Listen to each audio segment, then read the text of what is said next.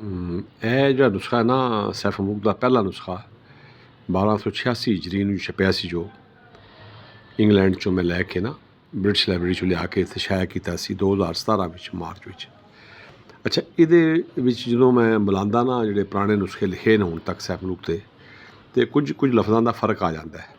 ਜਿਵੇਂ ਹੁਣ ਇਹ ਲਫ਼ਜ਼ ਜਿਹੜਾ ਨਾ, ਇਹ ਨੁਸਖਾ ਜੋ ਮੈਂ ਕਰ ਰਿਹਾ ਇਹਦੇ 'ਚ ਖੁਦ ਕੰਪੋਜ਼ ਕੀਤਾ ਹੈ ਔਰ ਬਾਅਦ 'ਚੋਂ ਮੈਂ ਕੋਰਲ 'ਚ ਜਾ ਕੇ ਕੰਮ ਕਰ ਰਿਹਾ ਨਾ ਇਹਦੇ 'ਤੇ। ਇਹ 1000 ਦਿਨਾਰ ਦਿਆਂਗਾ ਜੋ ਉਸਨੂੰ ਸਭਾ ਨੁਸਖਿਆਂ 'ਚ ਲਿਖਿਆ ਤਕਰੀਬਨ ਫੜ ਆਣੇ ਜੋ ਉਹਨੂੰ ਫੜ ਕੇ ਲੈ ਆਏ। ਲੇਕਿਨ ਜਿਹੜਾ ਨੁਸਖਾ ਪਹਿਲਾ ਹੈ ਇਹਦੇ ਸਫਾ ਨੰਬਰ 150 ਜਿਹੜਾ ਇਹਦਾ, ਅਤੇ ਇਹਦੇ ਦੇਖੋ ਲਫ਼ਜ਼ ਲਿਖਿਆ ਹੈ ਜੋ ਉਸਨੂੰ ਫਿਰ ਆਣੇ, ਇਹ ਫਿਰ ਜੋ ਉਸਨੂੰ ਫਿਰ ਆਣੇ। ਅਤੇ ਜੇ ਲਿਖਣਾ ਹੁੰਦਾ ਨਾ ਫੜ ਮੀਆਂ ਸਾਹਿਬ ਨੇ, ਅਤੇ ਥੱਲੇ ਇੱਥੇ ਲਫ਼ਜ਼ ਫੜ ਦੇ ਥੱਲੇ ਤੋਏ ਪਈ ਹੈ।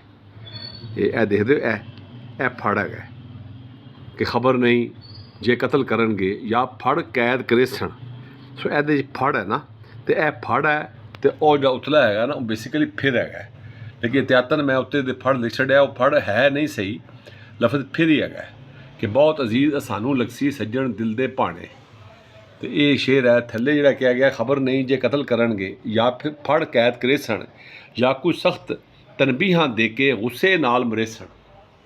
ਅਤੇ ਇਹ ਨੁਸਖਾ ਪਹਿਲਾ ਜਿਹੜਾ ਸੈਫ ਮਲੂਕ ਦਾ ਹੈ, ਇਹਦੇ ਨਾਲ ਕਾਫੀ ਸਾਰਾ ਨਤਾਰਾ ਹੋ ਰਿਹਾ ਹੈ, ਅਲਹਮਦੁਲਿਲਾ।